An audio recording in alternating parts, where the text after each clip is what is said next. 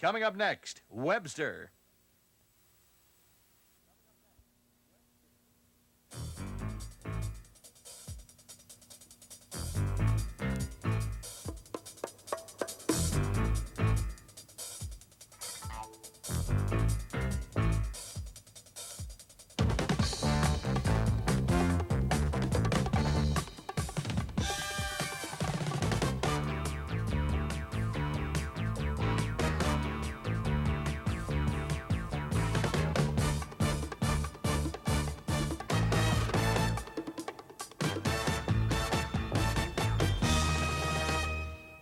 Good morning. One of the greatest and most pressing social problems we have is how to treat alcoholics, but especially how to treat drunks on the street.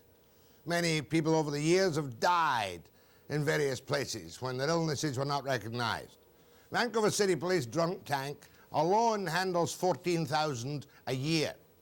We have a number of new facilities now. Some we can show you in action, some we can't show you in action.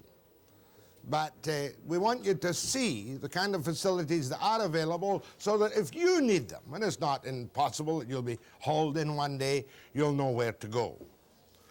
Now, the first one we're going to look at is the new one, which has been empty for a year and finally opened by the foot-dragging Ministry of Health after all kinds of complications. Costs well over $1 million a year to operate. We cannot, unfortunately, see this in action. But we got an official guided tour of the new drunk tank on Great Northern Way. Detoxification Centre, I'm sorry to say. There's the good old Sally Ann.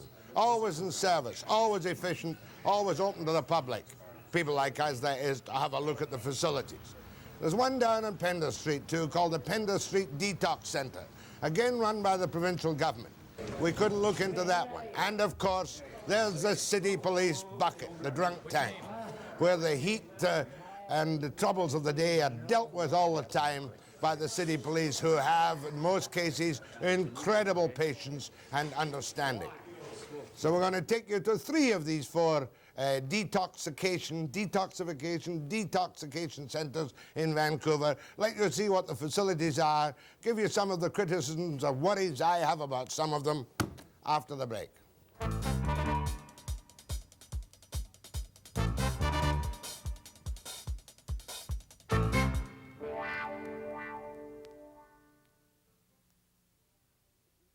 Last week, the new provincial government Great Northern Way Detox Centre was opened with great formality. I'm a little bit worried about it. I wish them well, but there are no cells, there is no lockup, it's not compulsory to stay there. The staff are going to have to try and encourage people brought there by the city police, the less violent ones, I presume, to stay in there for 2 or 3 days. I don't know how long the plants and the drapes will last, but here's Steve Wyatt at the opening of the new Detox Centre. The new Detox Centre opened on Thursday. For the first time, it accepted its first drunks. We were there the day before, Jack, to get a grand tour of the place with John Russell. John, the Detox Centre is finally going to open. How long has it been now that this thing has been in the works? Well, we actually had a commitment from the Minister of Health in 1976 that the Ministry of Health would take some responsibility in this area. And we negotiated with the city for the land, and then we put up the building. And in the last few months, we've been able to hire and train the staff. What's taken so long? I mean, the need for this thing has been recognized for so long. Why now? Well, I think there's a long recognition that Vancouver needed a better place to handle inebriates who are picked up in public.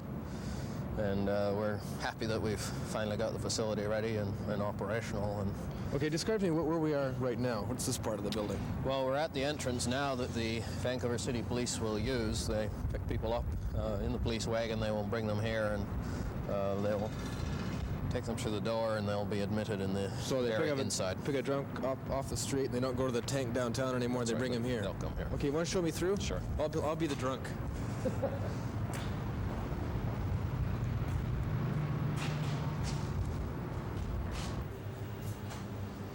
So the police dropped me off here, then I met my staff member of the Alcohol and Drug Commission here. That's correct. Okay, and then I'm led in here. Now what's this room in here? This is the admitting area. We have a reception desk right there. What happens in these rooms here?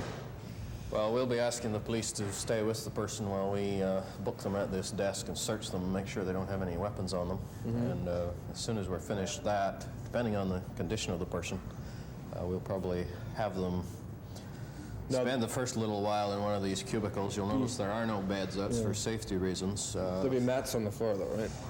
No, there won't be anything. We had a long debate about this, and we decided in the interests of the safety of the individual, the best thing was just to Now, two per, for lack of a better word, cell. Normally two. We have some flexibility here. If it's a very busy night, we have sufficient flexibility to put in some more. We'll have between 7 and 8 staff on shift here. There will always be a nurse on shift.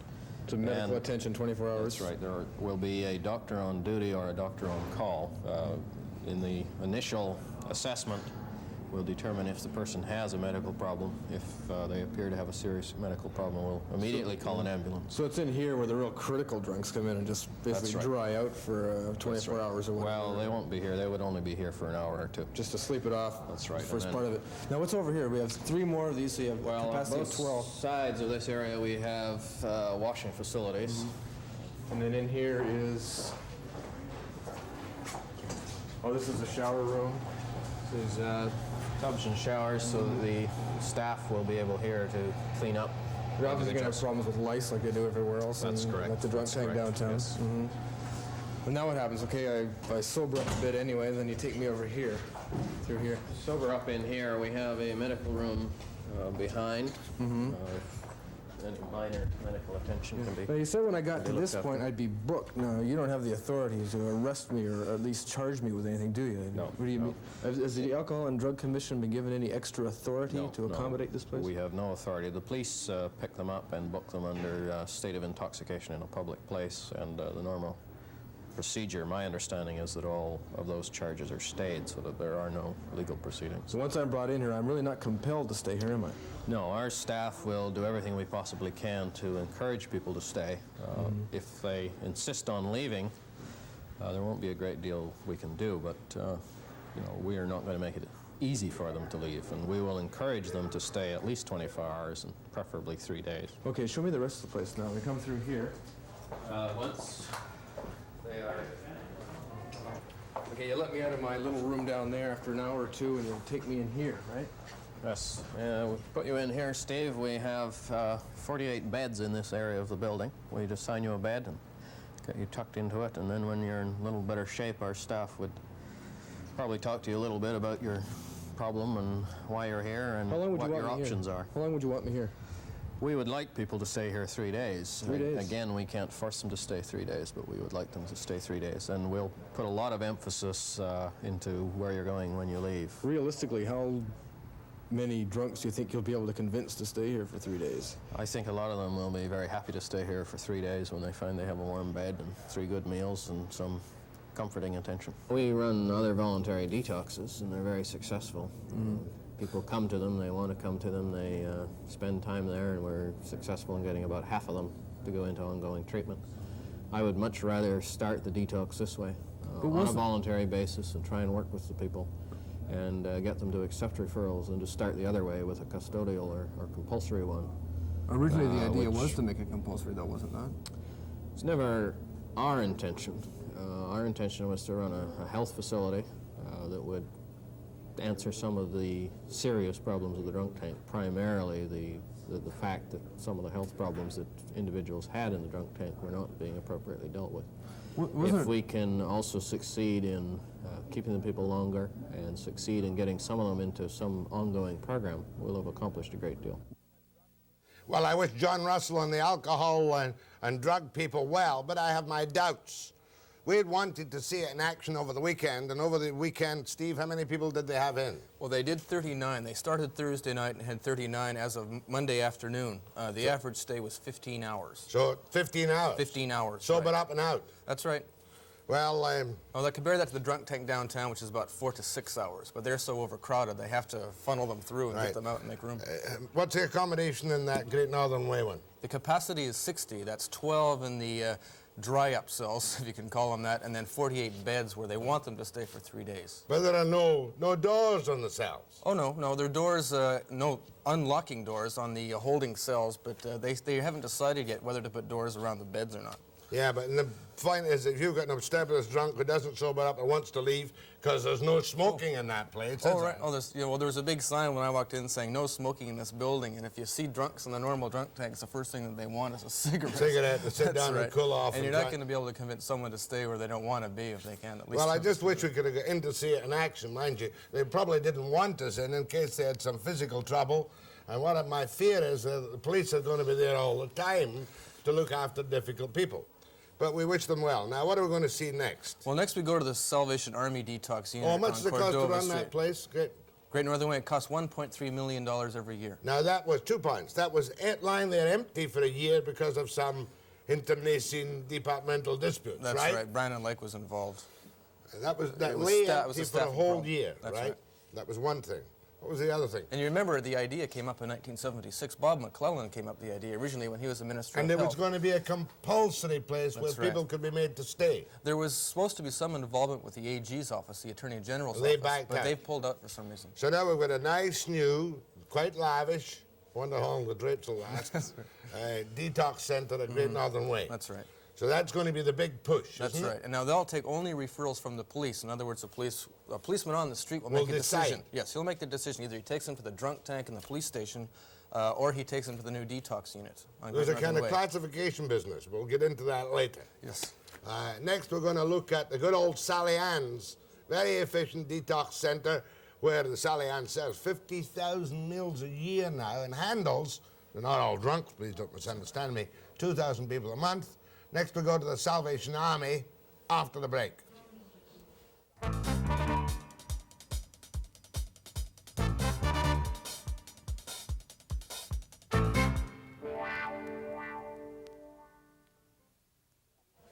The Salvation Army, of course, are the pioneers of detox centres. They're always there, whatever your problem is. Now, the one down in Pender Street has been vastly improved. The facilities look good. The operational costs will be much less than the government's, that's for sure. And the poor old Jossers boys come up the back lane totally voluntarily. They know they can get help, right? That's right. And Steve's going to introduce us to a man who knows both sides of the problems, by the name of Al Johnson. What's his rank? He's just a soldier. A soldier of the Salvation Army at the Harbour Light in downtown Vancouver.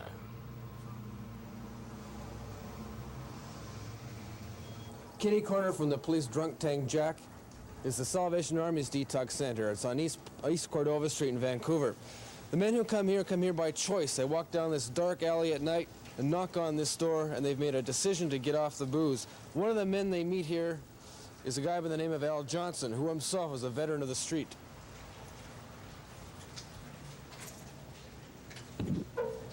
Al. Hi. All right, let us in. Yeah. Great. How you doing? You know, this is the Salvation Army Detox. 119 East Cordova. This is our.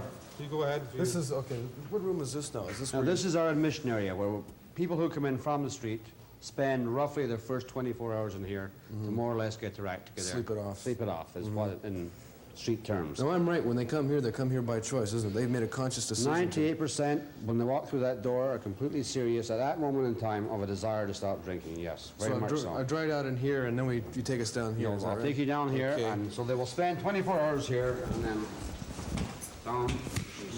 Our main, we have 7 beds in this area we just saw, and our area down here is 17 beds. Now down here we have laundry facilities, you have good meals, good wholesome meals, lots of food 3 times a day. There's 2 people on staff all the time, qualified first aid type trained people who know who are themselves have been alcoholics or practicing alcoholics. You have coffee, you have tea available.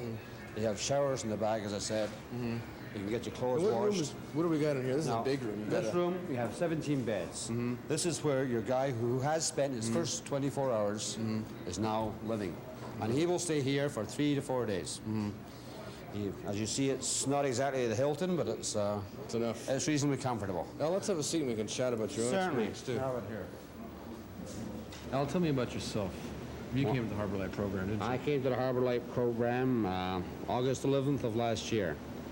I entered at this doors of the Harbour Light, which of course is run by the Salvation Army, as we know by this time.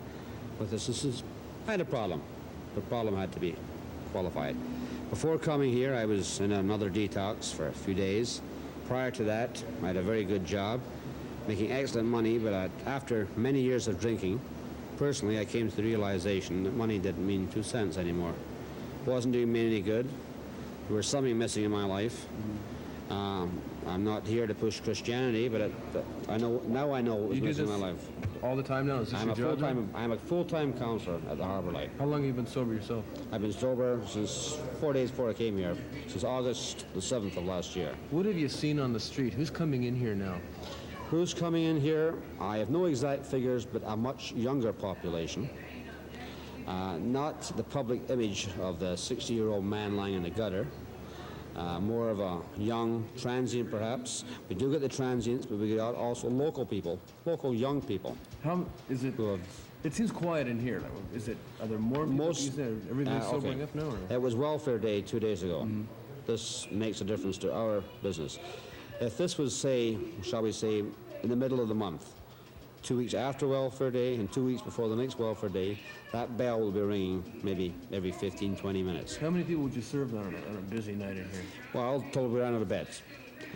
We would, our Capacity here of? Are 24 all together. We run out of beds, our man, we answer every call, of course, at the door.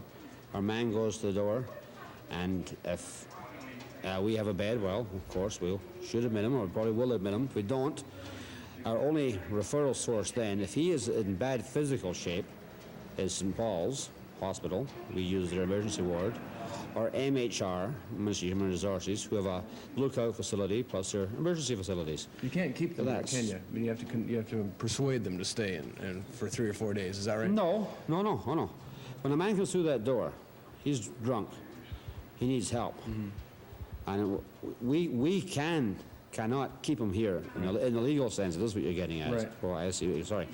I misunderstood you, my friend. No, they can stay here 10 minutes and leave. Right. But most of our clients stay 4 to 5 days. You find they do stay.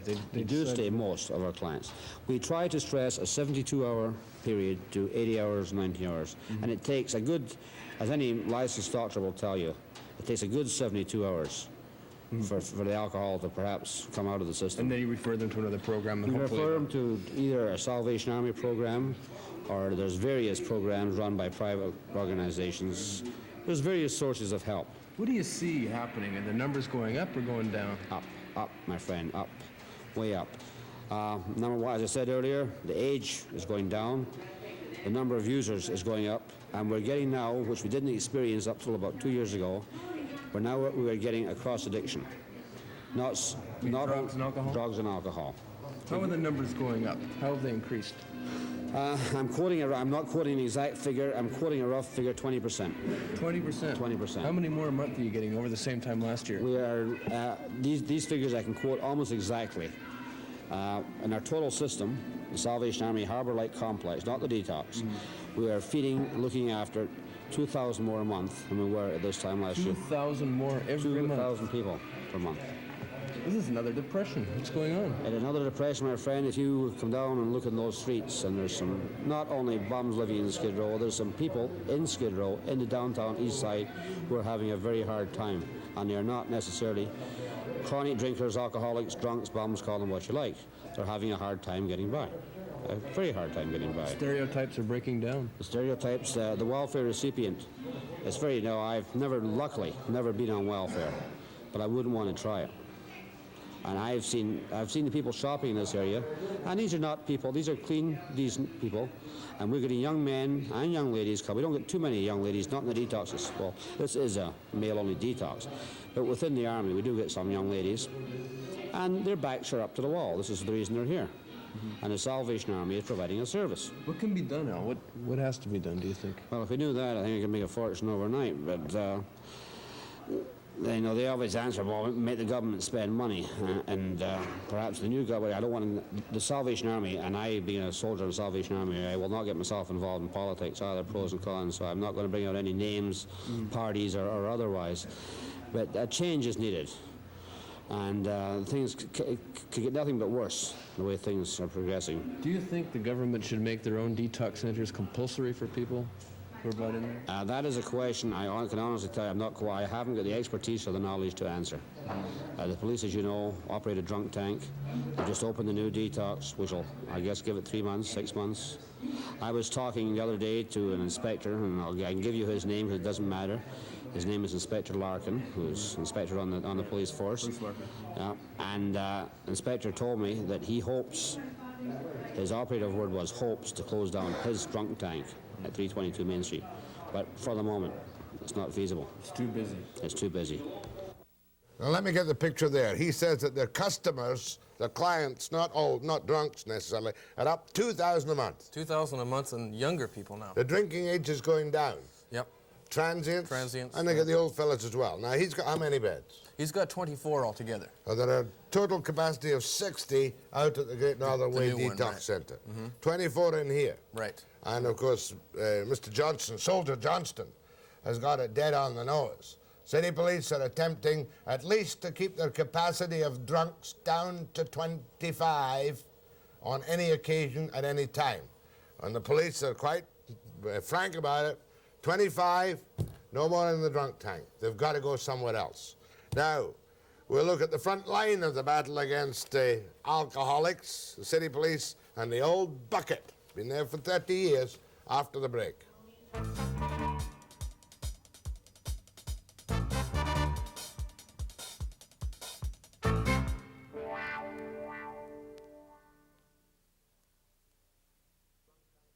There's a vast improvement in conditions in the drunk tank in the city jail.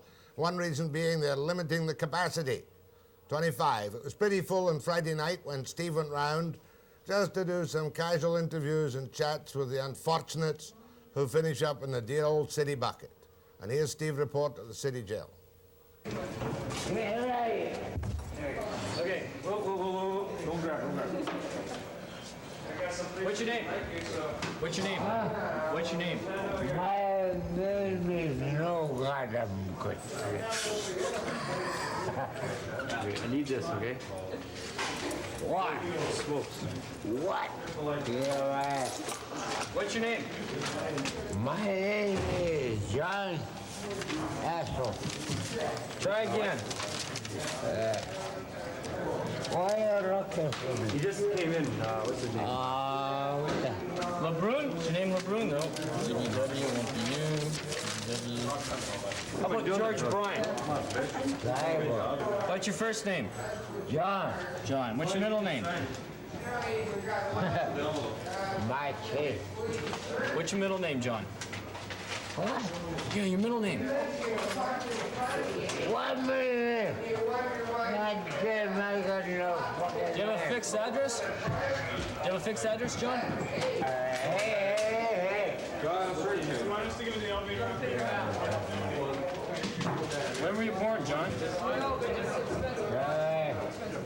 Hey, that's legal. Just keep your hands on the counter here. I gotta get all that stuff out of your pocket. There. Walk out, eh? Hey, John. When were you born? 16. February the 16th? What year? 1963? I don't think so. No, try again. Think. Hey. Nothing over here? John, what year were you born? 1963. How tall is he, Dave? You get one of these? 160? Stand up, John. Does he have boots on or anything? 170. Does he have boots on or anything? 165. Hey. Oh, how heavy is he? Okay, John. 130? A busy night, we could run anywhere between 20 and 40 drunks on a shift, an 8-hour shift. Do you have the capacity to hold all those people? We have the capacity right now to hold 27 drunks. We have 2 main drunk tanks upstairs that hold 13 and 12 respectively, and 2 smaller ones that can hold 1 each. Is it getting busier? I mean, the Salvation Army says that it's their business is up, if you call it business, 2,000 a month at the same time last year. You seeing a pattern? We actually have reduced our load in drunks in the past years, but we're still booking 10,000, 14,000 a year. Busiest night, I guess, would be welfare. Certainly. We're into that right now. What happens? You see all these guys, they must get ripped off all the time on the street for all their money. Very much so. They're victims. These people, they get their welfare money. They generally cash their check into cash, go out on the street, spend some on liquor, get drunk, and get rolled for the get rolled or robbed. Yes. That could be as much as what, $600 a whole month's living. Yes, we've seen $600, $800 come up here. Must be depressing. Does it get to you after a while? It gets to you, but you try to get by. Listen, Mike, you know what? How about a date? I'll take your place of your choice. Not you, Oscar, the lady. It's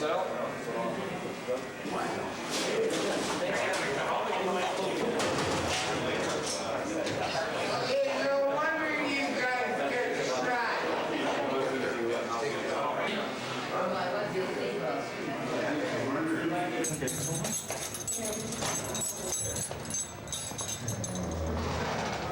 Are you okay? Purdue. Are you okay? In Toronto, where everything happens, in June of last year, yes. there was an incredible meeting of financiers and bankers from all over the world connected by telex, satellites, everything. At that particular stage, what was the financial position of Massey? Massey had something like $2.5 billion in debt, and the idea was that the banks would step in. They would in fact give Massey time. They would put off calling loans. They would roll over the debt into equity. Well, convincing the banks to delay or roll over debt into equity must have been a stroke of genius by someone. Who was the someone? Well, Victor Rice put it together. Who is Victor Rice? Victor Rice is the president, chairman, and chief executive officer. So he's the guy that has run Massey since Black left the company and walked out of the company, which was in October of 1980. He did that, and he did it with a tremendous amount of energy and tremendous amount of charisma. But at the same time, there was a lot of self-interest for the banks. I mean, the breakup of Massey, the bankruptcy of Massey would have been just so complicated in terms of banks stepping in to grab assets that there was, as you said earlier, when you've got a big enough creditor, the banks tend to put things off. They much sooner... How many banks were involved? Something like 225. How many? Worldwide. 225 yes. banks? Yes. And was there a representative of every banker there with authority to say, okay, we'll extend the loan? Did they forgive interest? No, they haven't forgiven interest. What they've done is to convert interest into equity and also in other words, to restructure the debt, in other words, to put it back over a longer period. Okay, well, let's say they had a $10 million or $100 million investment in loan to Massey, and there was $10 million due in interest. Yes. That buys them a piece of the company. That's right. Down the road. Yes. Well, it buys them, in fact, they had a ceiling of something like $300 million, okay? So they would forgive Massey interest to that amount and take equity in the company. So what has happened is that Massey's payments on its debt have dropped substantially. And they've dropped substantially for a period of time, okay, until that ceiling is reached. Now, because interest rates have been so high, that ceiling is going to be reached a good deal closer than it otherwise would have been. And so this puts Massey back into the same situation as it was before. And it will be triggered within the next 6 or 9 months. In other words, that grace period is now running out on the company. And the problem the company faces is that it lost more money last year, and unless it recovers very quickly this year, it looks rather desperate situation. So 6 or 9 months from now, having got the period of grace from the lordships in the bank, they face it once again, and the bankers will have to decide on another period of grace or put them under. Yeah, I don't think there will be another refinancing, just because, the complexity of what was involved. The Financial Times of London called it the most complicated financial deal in history, in corporate history. Wasn't there a funny incident about a French banker? A French banker, yes, who in fact was involved in a meeting in Paris and didn't manage to... You see, the idea was that all the banks had, at one given moment, to agree to this. Because of the interest rates and timing. No bank would ever agree to this ahead of another bank in case that other bank didn't agree to it, okay? And for the banks, whether they were large or small, the amount of borrowing that they had outstanding in Massey was equally important. If you had a small bank with a smaller loan, I mean, okay. The Frenchman. The Frenchman, okay. The Frenchman delayed a long time in phoning because he was involved in another meeting. And so this kind of tied up things. In fact, he said, I'm at a meeting and don't you dare disturb me at this meeting. Yes, that's Massey right. Ferguson's crisis or no. Yes. And Did his approval come? His approval came in the end, but they had problems. They had nobody who could translate French until they found a guy who had been the manager of their French operation. He managed to do the thing for them. You gotta be joking. No, this was an ordinary telex message, and it came through, I guess, to a secretary in the company. 224 of the world's top bankers, representatives present in that room. Yes. And I suppose they didn't trust some of them to translate it, so they were baffled by a simple telex in French. Well, I think the telex message came through to the company headquarters, and of course all the big shots were at the meeting, and so it was a secretary or a junior manager who received the telex, and then had to phone the meeting. I don't suppose anybody in Argus Corporation or Massey Ferguson or whatnot speaks a word of French in any case. Would ruin their WASP tradition. Well, Conrad Black speaks very good French, but of course he wasn't around at the time. He'd backed out of the company by then. He'd walked away. Yes. What an incredible state of affairs, but we couldn't laugh about it because of these 6,000 jobs in Canada, 20,000 jobs in Britain, and another 20,000 throughout the world. Yes, yes indeed.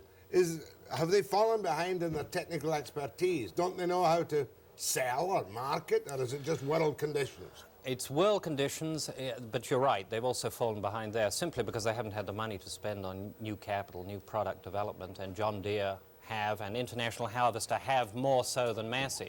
So they've had great problems. I mean, they tried to develop a large tractor line in the States, which was... So now you're telling me we, really, the taxpayers, only have 100 million up in guarantees, right? Yes, yes. The banks are in for how much? Well, the banks are in for the balance, which is 600 million in terms of postponing the debt, but the actual debt is larger than that. It's about $2 billion. $2 billion? Yes. Is Rice still there? Rice is still there, yes. Is he Canadian, American, or English? He's English. He's English? Yeah. He's not buying any stately homes, though? He's not, no. He's putting that off. And so Rice is going to have to face the moment of truth again 6 to 9 months from now. I would think it would happen earlier than that, just because, you know, the banks are likely to get restive very soon. Peter, you're associate editor of the Times of London, I see. Editor of the Times of London? No. Associate or something. What was that? No, that was Financial Times of Canada. Oh, Financial Times. Your accent fooled me. I see. You're now working for the Globe and Mail. That's it. Do you predict that it will go down the tube with great devastation? I don't know that there will be great devastation. I think what's going to happen is if the worst happens, there will be a breakup of Massey into different national companies. And maybe we will get a Canadian company surviving and a British company and an American company, which might not be as dramatic. But nevertheless, the chances of them surviving are, I guess, about 70-30 against. How much is the book? 1995. You've almost got to go to the bank to get a loan. Not so. 1995. This is really for people who are very much concerned about the financial status of big business? I don't think so, no. I think it's a very dramatic story. I think it involves a lot of personalities down the years. I'll take another short segment just on the personalities with Peter after the break.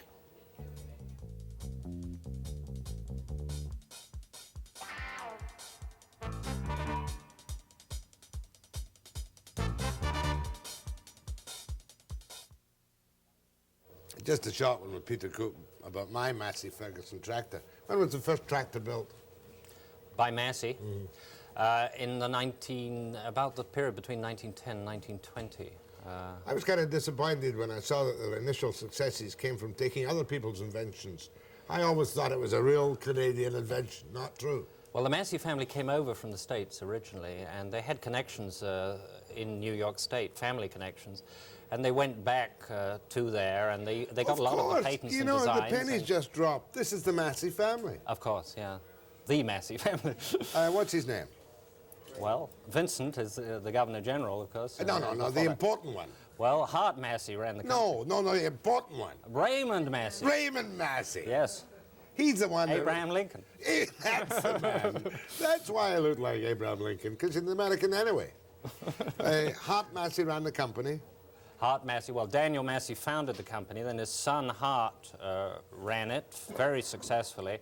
Then his son Charles Albert, who in fact died before Hart, also ran it for a period, again very successfully. And then Charles also died before Hart, and so Hart then came back to Who's alive now? Is Raymond alive? Raymond is still alive, yes. Vincent, of course, living is in not. Hollywood? I don't know where he's living. No. Vincent is not. He was the Gov-Gen. He was the Gov-Gen, yeah. For many, many years. And also the president of Massey in the 1920s. Was he any good? No. Oh, he was a very good Gov-Gen. He was a very good diplomat. That was Yeah. his interest. I mean, when he was president of Massey, he was going on great ambassadorial trips to the Soviet Union. Who's the Massey you tell a funny story about when he's on a road somewhere in his little car and there's a farmer in trouble? Oh, that is Vincent, yes, and he managed to start the combine in the field, much to his own surprise. That was Didn't Vincent. have a clue. Didn't have a clue at all. Never had dirtied his fingers in his life before, no doubt. No, well, this, I guess, was the fourth generation, so they'd moved on to And he walks greater over to things. this broken-down combine, fiddles with it, and to the farmer's surprise and his, the damn thing started. Well, the farmer expected him to start it, but he didn't, and his wife didn't. Well, that's what I do. I have a theory about farm vehicles and other vehicles. If they like you, they'll start. Mm-hmm. And if they don't, they won't. Now, how much money did the Masseys walk away with in 27? About $3 million. Not bad for 1927. Big money for those days. Yes. Vincent Massey, of course, had been appointed the Canadian ambassador, as it then was, a commissioner down in Washington, and felt that because of that political role, he had to sell his own interest and the family trust interest. No Masseys left in the business? No Masseys since then, no. So Well, they're lucky, 1927. because it's not the Masseys who are at the brink. Publicly owned company? Yes. Stock? Since then, since actually the 1920s, yeah. What's the stock at today? Do you know? The stock is trading at about $2. What was it at the peak? It was something like 26.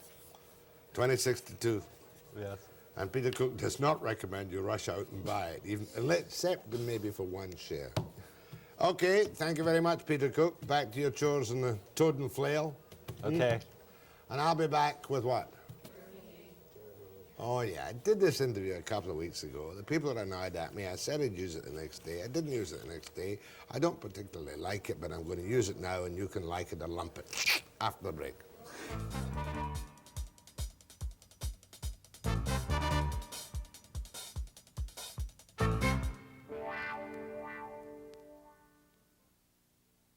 The man you're about to meet, Jeremy Lee, is the Deputy National Director of the Australian League of Rights. Who is he? Because he's in town talking about the destruction of Western civilization. Now, is it correct for me to say, Jeremy Lee, that the Australian League of Rights is a right-wing organisation? No, certainly not. What is it?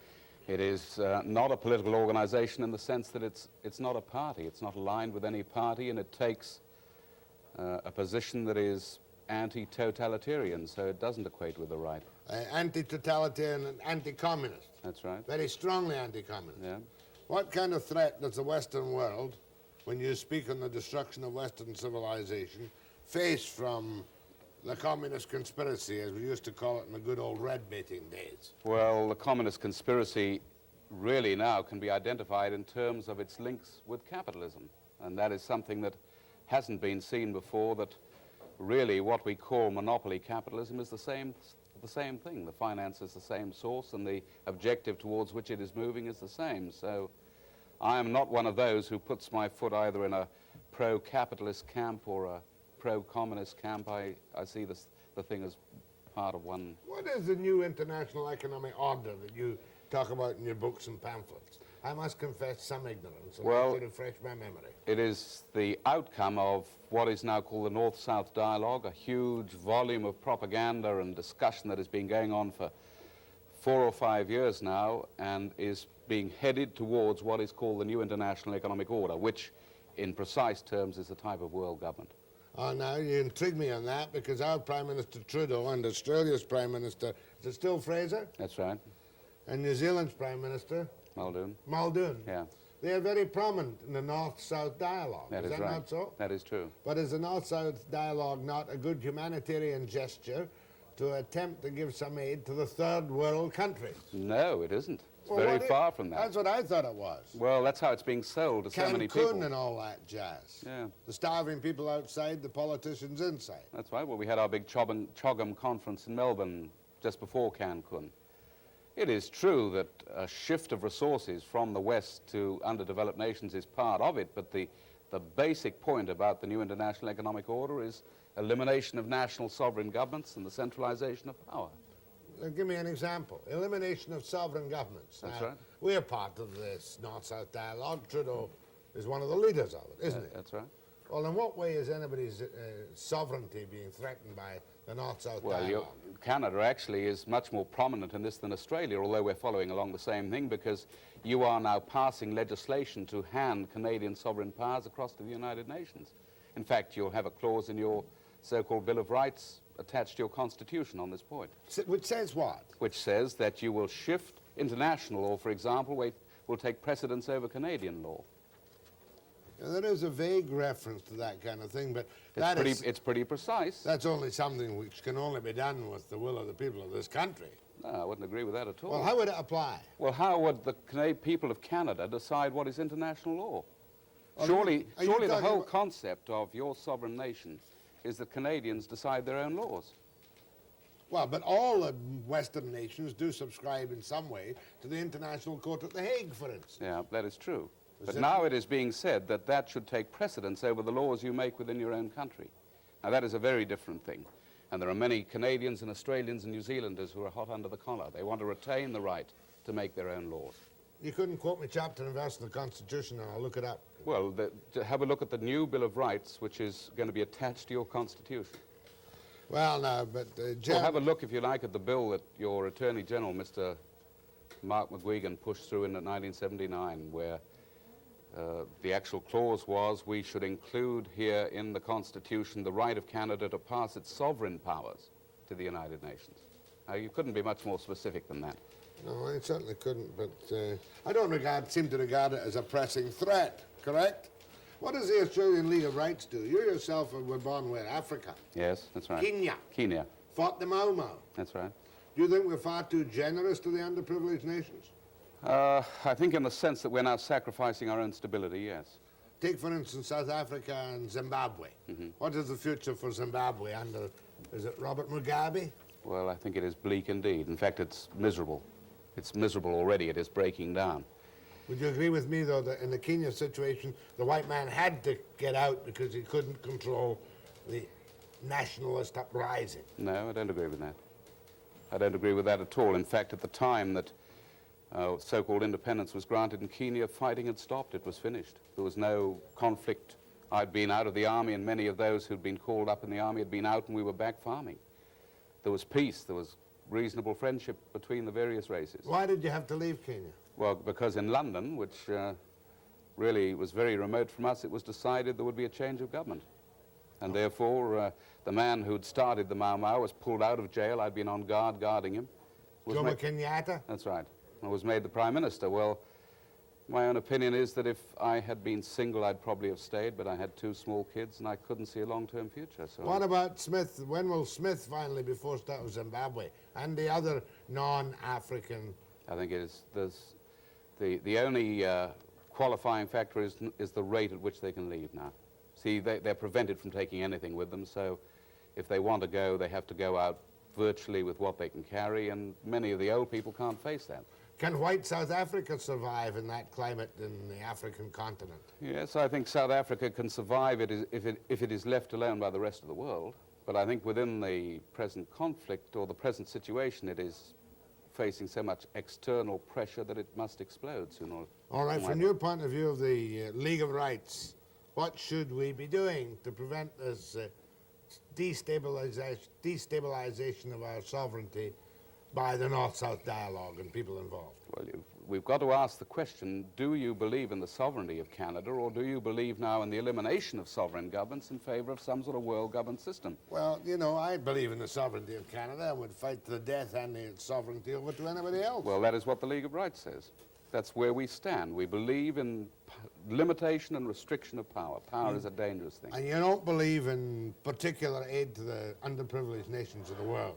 Well, what we're doing now is just in a sop to a conscience, a sort of guilt feeling. We're just forcing handouts that don't do any good. Often are abused, often don't get to the right people, and it is just pointless. We're destroying. There's more destruction in the world now as a result of all this aid than there's any problems being solved. All right, looking at the economic. Are you an economist? No. What are you, really? I'm a practical economist. I know something about farming and production. All right, as a practical economist, which way is the so-called free enterprise mixed government economy going to go now? It's finished. It's finished the way it's going at the moment. On either side of the political spectrum, we are moving towards greater and greater monopoly. The little man, the small business, the locally owned business, the Canadian-owned business is gradually, the farmer is being destroyed. Who's going to take over? Well, either big multinationals or else totalitarian governments, and we're going to see those two join up. Now, that is the proposal of the new international economic order. Which arises out of the nations in the North-South That dialogue. is right. That behind all this talk Willy about... Brandt and Company. My word. Willy Brandt and Company. That's right. Is he the leader? Willy Brandt is the bloke who set up the whole, well, the Brandt Commission report, which is the synthesis of the North-South dialogue now. But he's a decent social democrat. He is the leader of the Socialist International. It's a social democratic socialist international. Yeah, but the belief of that Socialist International is world government. Against which you are totally. Yes. I think the more power you put in fewer hands, the greater the evil. My thanks to Jeremy Lee, and my apologies for hanging on to it so long and not using it while he was in town. Next, a couple of letters, a couple of calls from you after the break.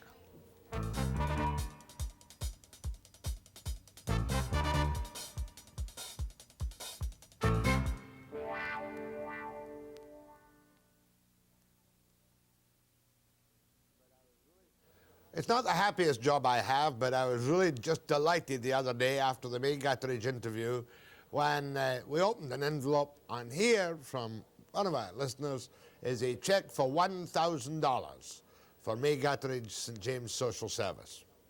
It's been passed on. And the guy phoned up and gave us a deep freeze, too, which May can put to good use. So don't forget, if you've got any good stuff, clean stuff, you've got to send it down, take it down to St. James Social Service. And I must give you one letter from a man in Hope. I think his name must be spelled wrong here, but here's a letter from the man in Hope. You and May Guthridge, what a team. What a lovely, gutsy gal. Haven't seen anyone as refreshing as her for a long time. I haven't used the word respect for a long while either. I respect her. Honest and outspoken, but an outspoken old lady from a gentleman whose name seems to be Taurism at Hope. Then I have another letter here. Now, remember the other day I had Dan Simonic on, nice guy, university fellow, who was complaining about the lack of proper investigation, as he felt, of incineration as a means of disposing much of our 1 million tons of garbage, unbelievable figure, which we produce in this area each and every year. And on that program, Alan Emmett of the GVRD phoned up, was very cooperative, and said, hey, let me meet with Simonic. Well, Simonic sent me the following letter.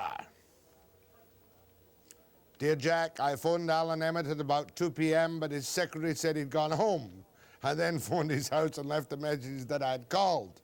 He didn't call back. On Wednesday morning, his secretary left a message at the university that I called Mr. Meckler, the engineer who wrote the GVRD report. That was the report that Simonic questioned. I spoke to Mr. Melcher, who defended his work by claiming that the people at the Cowichan Valley Regional District were, for some unknown reason, misrepresenting their disposal costs. And as to the study done by the engineer from Richmond, Meckler questioned the man's competence. In short, the conversation was not very constructive. I, says Simonic, am personally convinced that the GVRD is not really interested in doing an impartial, complete cost-benefit study of alternative disposal methods. That's unfortunate, because it's the only way they can convince the public that they are not trying to hide something. Anyway, we made an effort for Simonic, and perhaps he and Alan Emmett will get together yet. Now I'm going to take some calls if there are any. Tomorrow. I'll tell you about tomorrow later. Go ahead, please. Hello? Yes. Jack? I'm just wondering, you didn't really explain to us why you were somewhat leery about that Lee when well, you know, sort of postponed his broadcast. The League of Rights business, I'm such a, really underneath it all, I'm a bleeding hot marshmallow. And while as one gets older, one tends to go to the right, I feel the League of Rights are really a very right-wing organization with which I have some difficulty identifying. That was my only reason. Well, I just thought that you should give both sides of the story, and he's giving us an Australian aspect, and it might be good information for us. That's right, and that's why I played it. One other question, Jack. When you had Fleming on there, I thought you let him off rather easy, and I know... Hello, Jack? Yes, I'm listening. I thought you let him off rather easy, and it seems to me that's a pattern you're falling into, whether with these federal Liberals, because to me the immigration, and he talked about racism, and of course he's trying to look good to everyone. It's just another symptom of mismanagement. We can look at the economy, the handling of the Constitution by culturalism, metric, all these things that really upset an awful lot of Canadians, and to me it's mismanagement, and people like you have to just nail them to the carpet on them. Well, I don't want to sound like Doug Collins. That's the problem. Well, look, I admit... what we want, Jack, is straightforward, objective. Whether you sound like Collins or the Ayatollah, we don't care. We want the facts. You have a good point. It's valid, and I'll accept your reprimand. So thank you, Jack. I'll accept your specific one, but not your general one. Thank you. Bye-bye. Well, they're entitled to tell me off if they want to, I'll tell you. I'm not perfect, you know. I have been known to make the odd misjudgment or mistake from time to time. Hard, though, you may find that to believe. Go ahead, please. Good morning, Jack. Morning. Yes, I was wondering, I was watching you yesterday when you had Mr. Broadbent on, and he was talking about the gross profits the banks have been making the last year or so. He said $1 billion something. Yes. What about these here real estate companies? Now, I'm sure that with these increasing land profits and all the speculation that's been going on in the last 2 years, a lot of these here real estate companies must be raking in quite a bit of money also. Let's put it in the past tense, where. But what he was suggesting was, I don't think anyone would say that taxation is light in Canada. But what Broadbent is advocating was quite simple. An excess profits tax over and above the normal corporate tax which companies get nailed for. I see. So he wants to take $700 million out of their excess profits and put $500 million into housing. Right, I see. I was also wondering, did you read this morning's Province about that Henry Brisbane? He was sentenced to 3,000 years for the murder of a Chicago couple, and now he's turned around and he's declared openly that he will continue killing people in prisons to extend his life in prison. I saw the story. I missed the 3,000 years. Well, you know, what can you do? Thank you very much, anyhow, Jack. Much obliged. Okay, Thank bye. you very much. Next call. Go ahead, please. Hello? Hello. Yeah, I wanted to phone about the drunk tank part of the show that you had on earlier, and I wanted to know that why, when the drug and alcohol problem is so huge, that Bennett's making these cutbacks in the Drug and Alcohol Commission, when it seems so critical that these people get help. I think the Drug and Alcohol Commission was overloaded, feather-bedded, and doing a lot of useless work. And I don't blame any ministry, including the NDP, if they were in power, would trim back some of the unsuccessful work of the old Alcohol and Drug Commission. Well, I was going to the Drug and Alcohol Commission for 3 years, and they gave me a great deal of help, and I've been drug-free now for 3 years. Were you on methadone? No, I wasn't. No, I wasn't on methadone. There are still some facilities available for you. Where were you cut off? Where was I cut off? Which unit were you at? They say that we still are going to have our service, but it's not going to be the same. I mean, people are going to be losing their counselors. Well, there's going to be a lot of things cut with the budget freeze and whatnot ahead. I got news for you. Tomorrow morning, John Fryer, head of the BCGEU, on their demands and wage controls at 9 a.m. precisely.